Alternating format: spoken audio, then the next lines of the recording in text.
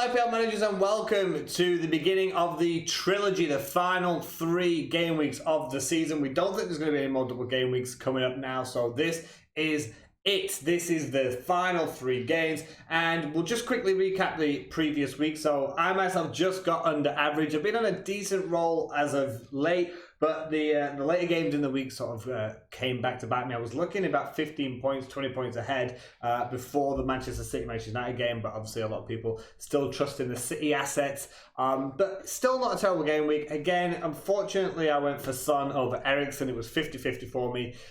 So again, it's just those fine margins for me this season, and captaincy choices have not been my strongest suit. Pretty much the best team I could have played did play. I didn't leave really any points on the bench. Patricio got a clean sheet and then a couple of points. So 8 points isn't bad, but Alexander-Arnold really saving me in the defence department. My midfield under fire there, and really, to be honest, some of the players that had double game weeks. So again, Sterling is a big problem for me in double game weeks. It feels as though if I take him out, everyone else will have a great Sterling player again, because every time I've had a Manchester City asset, except for Aguero when I had him from the start of the season, I have basically cursed them. It happened with Sane, it's happened with Sterling when I've swapped them and changed them around. It's happened when I even tried to have Kevin De Bruyne, I think, for a week or two, and then he got injured again. So it seems that Manchester City assets are great for other people, except for me.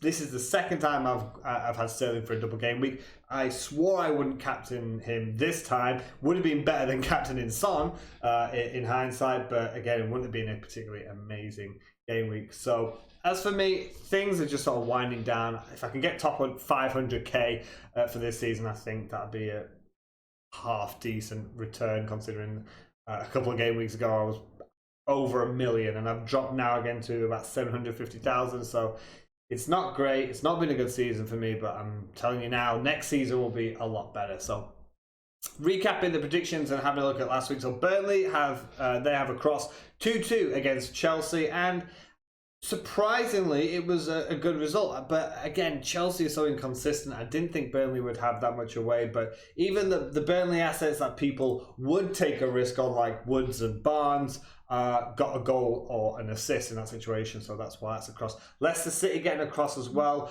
I thought it's a dead rubber. Not really much is going to happen in this game. But Vardy got a goal and Tielemans got an assist. And they are 2 players that consistently for the last 10 weeks I've been pushing and pushing, and I said begin to take them out because Leicester's last 3 games were really tough.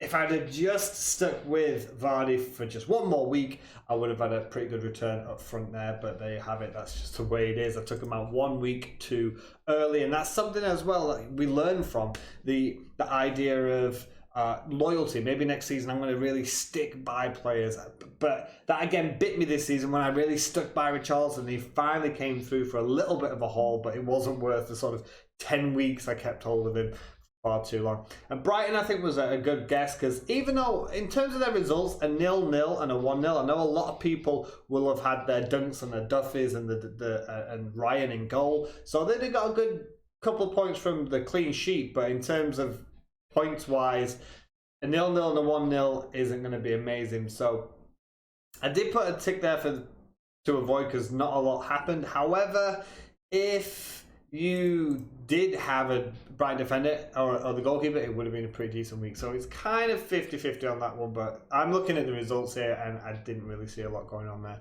So moving on to the players to pick, like I said, my captain Son picked up 5 points in a double game week that consisted of Manchester City, which is fair enough. It was a close game. It was 1-0, and Son had 2 or 3 chances in that game where I thought he was going to score. He was 1-on-1.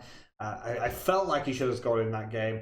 And then you got Brighton at home, and it took a late Eriksen goal, who fortunately is on my side, to get the points there. But you would have thought pre-game, Brighton at home, Spurs would have absolutely dominated.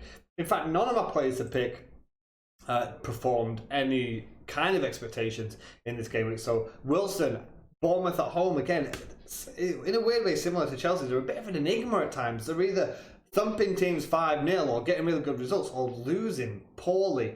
Losing at home to an already relegated Fulham side is poor, but is it? Have they checked out for the summer? That's going to happen for the teams. You know, you've got the top 6 split, and then you've got the couple of teams that are fighting for the last Europa League spaces, and then you've got sort of just a couple of teams now at the bottom that are fighting relegation. It's a big chunk in the middle that it's tough to bet on. It's tough to back because you just don't know if they're going to just play free-flowing football and think, oh, let's just go for it, let's have a kick around, or they're just not going to have that oomph and passion and fight to do anything. And at the minute, that's kind of what it feels like with Bournemouth.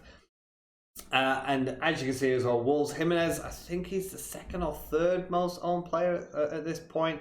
But especially for his price bracket, I'll have to double check that. I did see something from the FPL Twitter account, and he did not return in a double game week, which was a surprise because fixture-wise, Wolves had a great result against Arsenal. I did say that Wolves do really good against the top sides and they would make it difficult for Arsenal, and a 3-1 victory was incredible. And if Wolves score 3 goals and Jimenez has nothing to do with it, that's a surprise, and that is exactly what happened. And 0-0 with Brighton, so obviously that was a disappointing result from them, but that's exactly what I said last week. I said they struggle against the bottom sides, they perform against the big sides, and that's why I think they'll struggle next season, because if they keep losing to the low sides, the top sides are going to figure them out and give them that respect, and I don't know where they're going to get all those points from. But anyway, Jimenez, again, didn't really pick up anything last week. So, play to risk, I had Lacazette myself. Now, I do put a tick here. He got 7 points, but he had a double game week,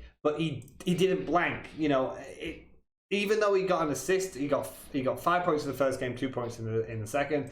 7 points in a double game week isn't great, but I've had Sane triple captain, but he's done nothing. I've had Sterling captain in double game week, and he's blanked. I've just had Son, and he blanked. He only picked up 10 points, and he was my captain. So I did put a tick on him because he did return technically, so 7 points wasn't too bad. Eriksen, like I mentioned before, in that first game, lost 1-0 against Manchester City, and I believe he fed through Son for one of Son's great chances in that Manchester City game, and I was just, when I saw it, I just thought, wow, that would have been a great start to my fantasy football league weekend. But then there you go, he did get a goal against Brighton late on to get the 3 points. So, and also a clean sheet bonus, so that wasn't too bad there.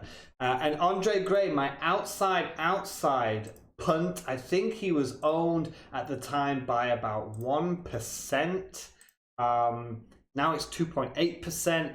But in that first game against Huddersfield, they did win. He played 71 minutes, but he didn't do anything. But then at the death, he got that goal against Southampton. And yeah, he got 9 points. So 11 points for Andre Gray. So that was actually a really decent shout. Now, looking at the players to pick and avoid as we go into game week 36. And you can see, first off, play to avoid Paul Pogba. Now, I've actually just put on Twitter now, this is a different idea, just talking football in general. I just had this feeling that I think a really good transfer deal right now would be Real Madrid seem to be really heavily linked to Paul Pogba. And again, he's sort of putting a strop on. Does he want to beat United? We're not too sure what's going on there. But I just think a really good deal would be a swap deal for Pogba for James Rodriguez and Rafael Varane. Now, Rodriguez has been loaned up to Bayern Munich. He doesn't seem like he's part of any plans. Zidane's back, and I believe he was a manager who loaned him out in the first place. Not interested. He's a top quality player. He's got really good stats at the minute at Bayern Munich, and he is a quality player when he's played right. So he's not wanted anyway. Now, Rafael Varane is seemingly wanted now by Zidane since his return, but he's been wanted. He's been touted around. He's been linked to other clubs. Maybe he wants to change the scenery. Maybe he wants to get out. I don't know. But, you know, he came through the Manchester United Academy. There is a pull towards United. They do need a centre-back. And price-wise, Rodriguez is an expensive player, but they don't want him. Varane would be quite an expensive player, but Paul Pogba, if he were to leave Manchester United, would probably be one of the biggest transfers, up there with as the price that Coutinho and Neymar was paid for. So I just thought, on a side note, maybe let me know what you guys think about that sort of idea. I think that would be a good deal on both parts there. But let me know in the comments below what you guys think about that. And just behind me here, so first, why to avoid Pogba?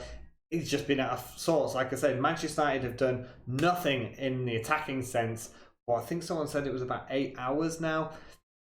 You would not think they're fighting for a Champions League place right now with the way that they're playing, and there's just no power there. There's rumours again already of discontent amongst the squad. Pogba himself, yeah, he got those 2 penalties a couple of weeks ago, but he's playing deeper. He's lacking confidence again, and he's just been named in the PFA Team of the Year, which I cannot believe he is in that team. Yes, he had a good run of a few games, but that does not make an entire season, and that for me does not put him in the top 11 players in the Premier League this year. Also talking about Lacazette, I just have a feeling about Lacazette. They're away to Leicester. They're looking a bit shaky. Recent years have been known to sort of bottle it a bit. Aubameyang's got a facial injury, but is he going to play?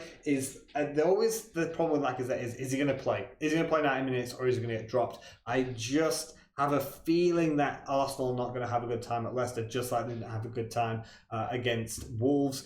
And I just feel like maybe Lacazette might not even play, but if he does, and Aubameyang's not there, I'm not too sure what's going to happen. Arsenal, again, difficult to point. They don't really look like they're fighting for top four. It's weird. It's like a fight to bottle at the moment. Tottenham almost bottled their chance at home to Brighton.